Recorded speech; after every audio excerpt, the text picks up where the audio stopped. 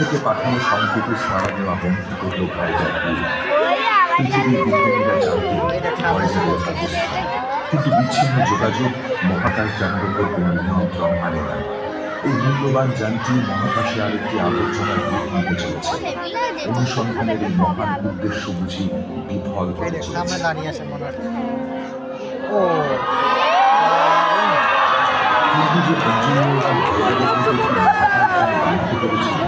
তারা কয়েকশো কোটি কিলোমিটার দূরত্বে সৃষ্টি হওয়া সমস্যার সমাধান। তারা দেখলেন ভয়েজার 2 এর রেডিও কার্যকারী রয়েছে, কিন্তু তার টিউন করার ক্ষমতা বিকল হয়ে পড়েছে। নাসার প্রযুক্তিবিদদের গণনা করে দেখতে হবে সঠিক ফ্রিকোয়েন্সিটা কি, এবং পৃথিবীর ট্রান্সমিটারকে আবার টিউন করতে হবে ভয়েজার 2 এর রিসিভারের সঙ্গে সমন্বয় ঘটাতে। কোনো খবর পাঠাতে গেলে প্রত্যেকবার তাদের এই টিউনিংয়ের মাধ্যমে সমন্বয়ের কাজটি করতে হবে। তা সত্ত্বেও যোগাযোগ বিচ্ছিন্ন হয় প্রায়শ, কিন্তু প্রত্যেকবারই যোগাযোগ ফিরিয়ে আনা হয়েছে। পরিকল্পনা মাফিক 1979 সালে ফ্লোরিডা থেকে উচ্চতম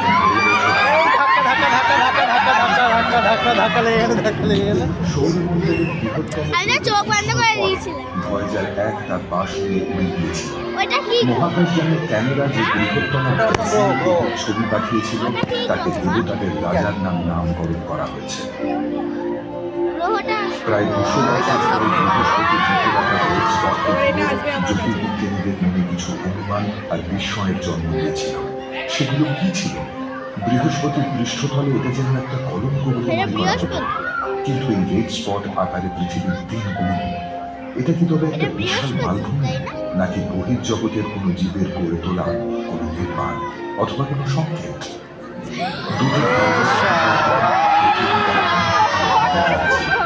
জানা যায় রেড স্পট একটি বিশাল এখনো পর্যন্ত সৌরমণ্ডলের সর্ববৃহৎ বায়ুমণ্ডলীয় বিশৃঙ্খলা, যার প্রাবল্য বিদ্যমান রয়েছে শত শত বছর। ভয়েজারের বৃহস্পতি পর্যবেক্ষণ এনে দিল আরো অনেক বিস্ময়। 1000 কিলোমিটারেরও বেশি দীর্ঘ বজ্রপাত এবং পৃথিবীর মেরু অঞ্চলে ভয়েজারের চোখ দিয়ে বিজ্ঞানীরা আবিষ্কার করলেন বৃহস্পতির অস্পষ্ট বলয়, যা আপাত দৃষ্টিতে ছোট ছোট ধুলোর কণা বলে মনে হয়। যথাসময়ে ভয়েজারের ক্যামেরার সামনে ক্যালিস্টো এবং আইও। গ্যানিমিডকে দেখে নিশ্চিত বলা যায় যে সৌরমণ্ডলের সর্ববৃহৎ উপগ্রহ, যা পৃথিবীর চাঁদের 1.5 গুণ। এমনকি গ্যানিমিড বুধ গ্রহের থেকেও আকারে বড়। কিন্তু আরো বড় বিস্ময় জমা হয়েছে বৃহস্পতির অন্য দুটি উপগ্রহ আইও এবং ইউরোপার দিকে। বিজ্ঞানীরা মনে করতেন একমাত্র পৃথিবীতেই আছে সক্রিয় আগ্নেয়গিরি। তারা মনে করতেন সৌরমণ্ডলে আর সব গ্রহ ও উপগ্রহের আগ্নেয়গিরিরা মৃত।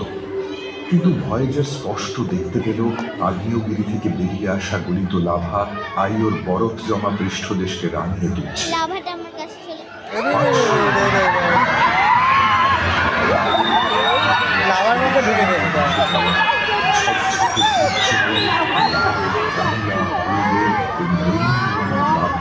এক দর্শনীয় দৃশ্য সৃষ্টি করে আইওর পৃষ্ঠদেশ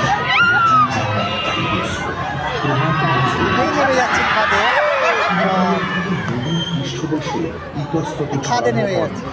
জমি আর অতি উঁচু এই দেখ আমার মধ্যে যাচ্ছে।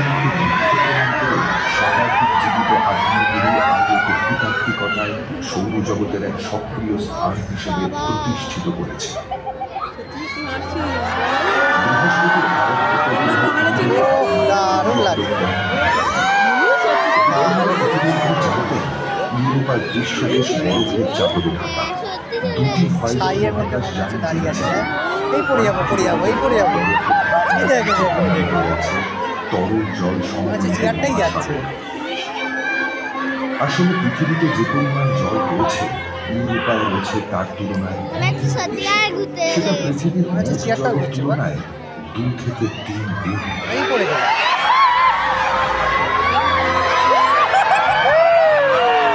বাপরে বাপরে দারুণ, দেখ দেখ। জলে সম্ভব করে তুলে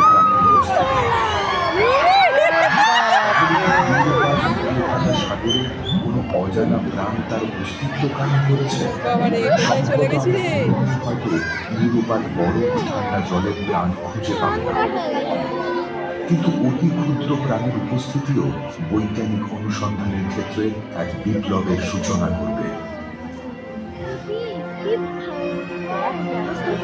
চোখ বন্ধ করে বলতে দেখছে না, দেখো ওই দেখ জেলিফিশ, জেলিফিশ আসবে দেখ। এই দেখ এই দেখ এই দেখ এই দেখ এই দেখ এই দেখ এই দেখ। ধর ধর ধর ধর ধর, চলে যাচ্ছে। ভয়েজারের ভ্রমণসূচিতে বৃহস্পতি ছিল প্রথম গ্রহ। ধরবি এটা ছিল বহির্ভাগের গ্রহগুলোর সেই বিরল স্নায়ুবিন্যাস যা ভয়েজারের পরিকল্পনায় প্রেরণা জুগিয়েছে। তাদের পরের গন্তব্যস্থল যে অনেক কোটি কিলোমিটার দূরত্বে থেকে জ্যোতির্বিজ্ঞানীদের অনুপ্রাণিত করেছে শতাধিক বছর ধরে। এই দূরত্ব অতিক্রম করতে সময় লেগেছিল 1 বছর 8 মাস। 1980 সালের ভয়েজার 1 সুন্দর বলয়ের সাজে সজ্জিত শনি গ্রহের কাছে পৌঁছয়। এই পরিদর্শনের প্রতিটি দিন নিয়ে এসেছে নতুন কিছু খোঁজ। আপাত দৃষ্টিতে দেখা শনির বিশাল বলয়টি আসলে অসংখ্য ছোট ছোট বলয়ের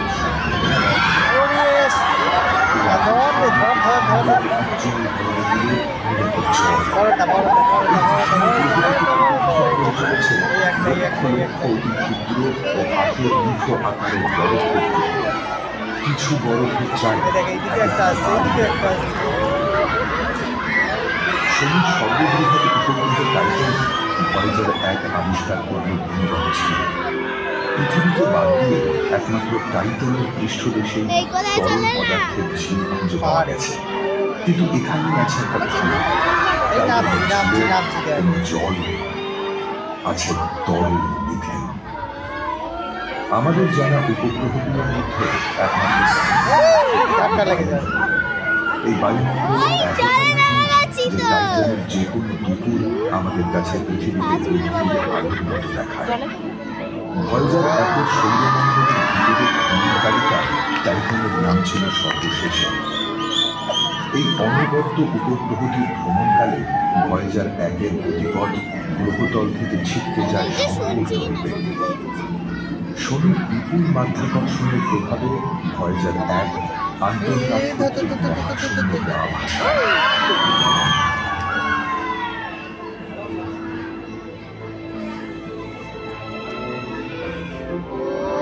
ভয়েজার 2 তার সঙ্গীকে অনুসরণ করেনি।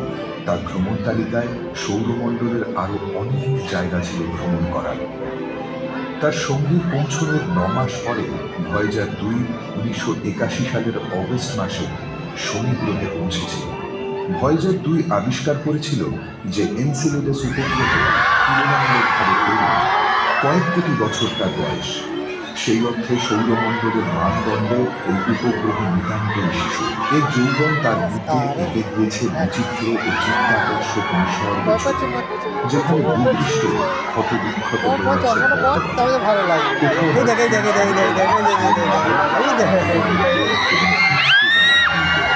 এখানে রয়েছে সৌরস্তর, পর্বতমালা এবং দীর্ঘ ফাটল। এনসেলেডাস প্রধানত বরফের আবরণে ঢাকা একটি বিশাল গোলক, যার মাঝখানে রয়েছে একটি বিশাল পাথর। এর সাদা বরফে ঢাকা পৃষ্ঠদেশ থেকে সৌরমণ্ডলের যে কোনো বস্তুর তুলনায় সবচেয়ে বেশি সূর্যের আলো প্রতিফলিত হয়। শনির অন্য উপগ্রহ টেথিসের যে ছবি ভয়েজার পাঠিয়েছে তাতে দেখা গেছে 450 কিলোমিটার দীর্ঘ এবং 16 কিলোমিটার গভীর গহ্বর। কিংবদন্তি গ্রিক বীর ইথাকারের রাজা অডিসিয়াসের নামানুসারে এই গহ্বর অডিসিয়াস নামে খ্যাত।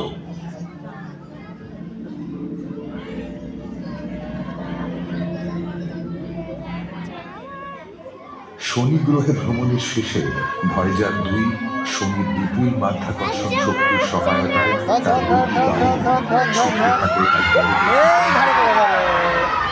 রহস্যময় তুষারাবৃত বিশালাকৃতির ইউরেনাস চশমা পড়তে বলছে।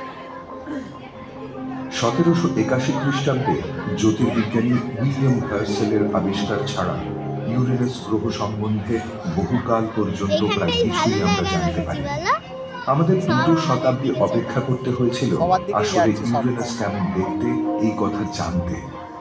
1986 খ্রিস্টাব্দের 24শে জানুয়ারি ভয়েজার 2 পরিদর্শন ও সাক্ষাতের জন্য পৌঁছেছিল ইউরেনাসে। প্রথম মুহূর্ত থেকে আমরা 2 চোখ ভরে দেখেছি এক অসাধারণ সুন্দর গ্রহকে।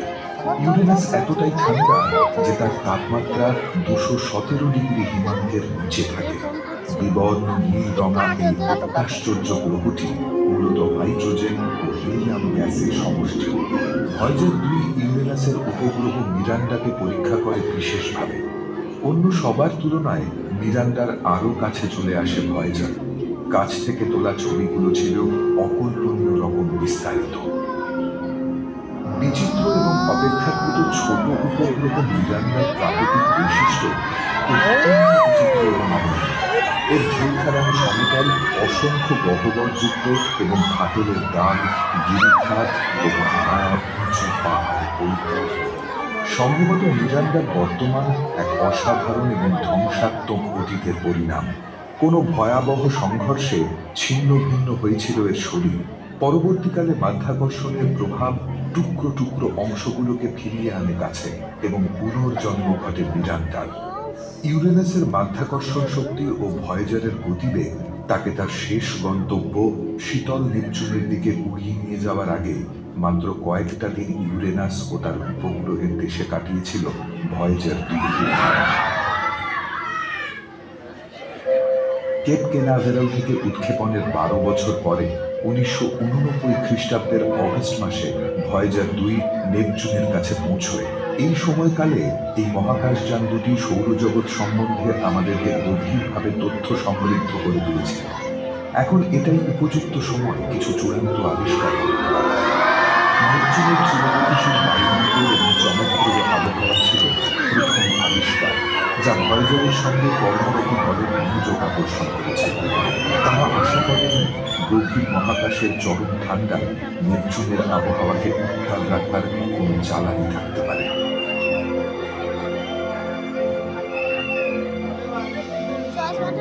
নেপচুনের দক্ষিণ গোলার্ধে ভয়েজার 2 আবিষ্কার করেছিল একটি স্থায়ী অ্যান্টিসাইক্লোনিক ঝড়, যাকে বলা হয় গ্রেট ডার্ক স্পট। ভয়েজার দেখেছিল নেপচুনের বায়ুপ্রবাহ সৌরমণ্ডলের মধ্যে সবচেয়ে শক্তিশালী, যার গতি ঘন্টায় 2100 কিলোমিটার পর্যন্ত হয়ে থাকে। ভয়েজার 2 খুঁজে পেয়েছিল পাতলা ও খণ্ডিত বলয় যা নেপচুনকে ঘিরে আছে।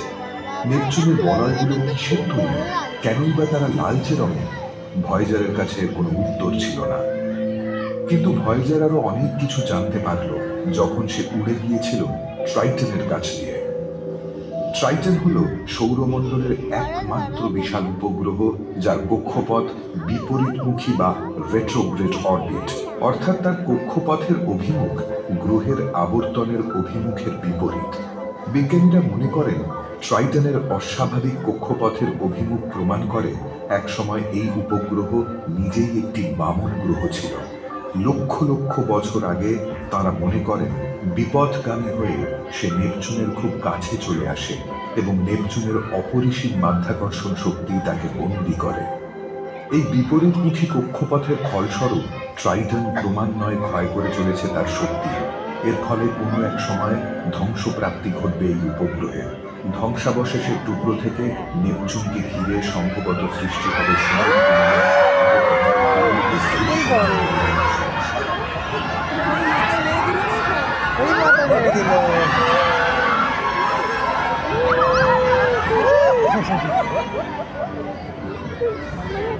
ভয়েজার একথাও জানিয়েছে যে নেপচুন সৌরমণ্ডলের শীতলতম বস্তুগুলোর মধ্যে একটি। পৃষ্ঠদেশে ওরে বাবা রে! 235 ডিগ্রি সেলসিয়াস।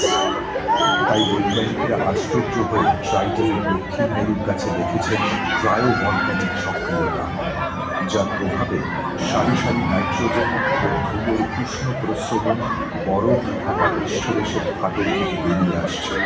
এই প্রস্রবণগুলো এতটাই শক্তিশালী যে তারা পৃষ্ঠদেশ থেকে 8 কিলোমিটার পর্যন্ত উচ্চতা সম্পন্ন হয়। ভয়েজার 2 এর সৌরমণ্ডল ভ্রমণের শেষ গন্তব্য ছিল নেপচুন ও তার উপগ্রহ। এখন থেকে তারা দোসরে মহাকাশযানটি সৌরমণ্ডল ছাড়িয়ে নক্ষত্রের দেশে অভিমুখী পাড়ি দিয়েছে।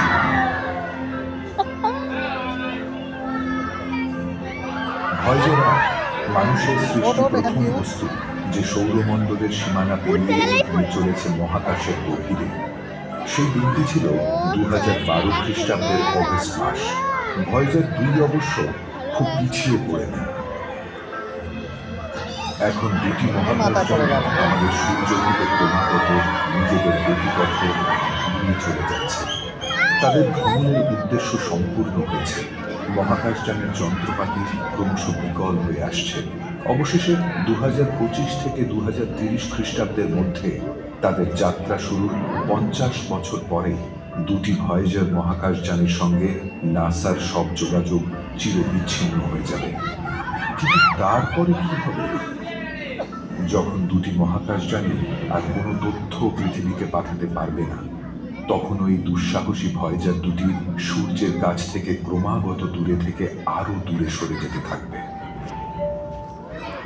লক্ষ অথবা কোটি বছর পার হয়ে যাবে। মানব সভ্যতা হয়তো লুপ্ত হয়ে যাবে অনেক আগে। এমনকি আমাদের সূর্য অবশেষে একটি লাল দানবে পরিণত হবে।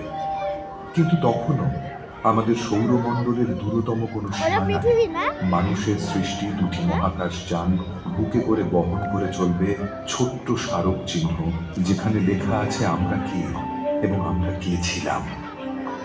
এমন দিন হয়তো আসবে যেদিন ভয়েজার ভাতৃদ্বয় সাক্ষ্য দেবে একদা মানুষের অস্তিত্বে। ভয়েজার 1 এবং 2 প্রত্যেকটি বহন করছে এক ধরনের ঐতিহাসিক নথি। একটি সোনার গিনতি করা তামার রেকর্ড ও একটি স্টাইলাস রয়েছে এখানে, যে স্টাইলাস রেকর্ডের খাঁজের ভিতরে লুকিয়ে রাখা শব্দ সংকেত উদ্ধার করে শোনাতে সক্ষম। প্রচ্ছদপটের ওপর দেওয়া নির্দেশ ব্যাখ্যা করছে কিভাবে রেকর্ড প্লেয়ার বানাতে হবে। যে এটা বানাতে পারবে সে শুনতে পাবে 55টি ভাষায় অভিবাদন এবং আরও শুনবে মোজার্ট, চাক বেরি, বাক, লুই আর্মস্ট্রং, একটি জর্জিয়ান কয়ারের বাজনা, নিউ গিনি ধর্মীয় আচার বিষয়ক গান, প্রাকৃতিক শব্দ এবং পৃথিবীর পাখির গান। মহাকাশ থেকে নেওয়া পৃথিবীর ছবি ধরা আছে এই রেকর্ডে। আছে পার্থিব ল্যান্ডস্কেপ এবং বসবাসকারী মানুষজনের ছবি। বিজ্ঞানীরা হিসেব করে দেখেছেন যে ভয়েজার 2 প্রায় 18,000 বছর সময় নেবে পৃথিবী থেকে 1 আলোকবর্ষ দূরত্ব অতিক্রম করতে। এর ফলে সে এসে পৌঁছবে নিকটস্থ প্রক্সিমা সেন্ট্রাই নক্ষত্রের কাছাকাছি। সম্প্রতি বিজ্ঞানীরা সন্ধান পেয়েছেন এই নক্ষত্রের নিকটবর্তী একটি গ্রহে, যেখানে হয়তো আছে প্রাণ টিকে থাকার মতো পরিবেশ।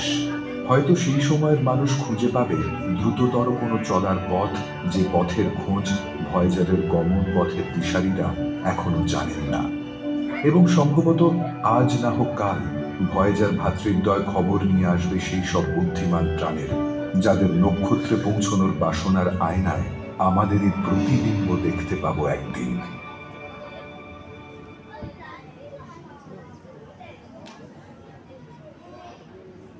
হয়ে গেল মা?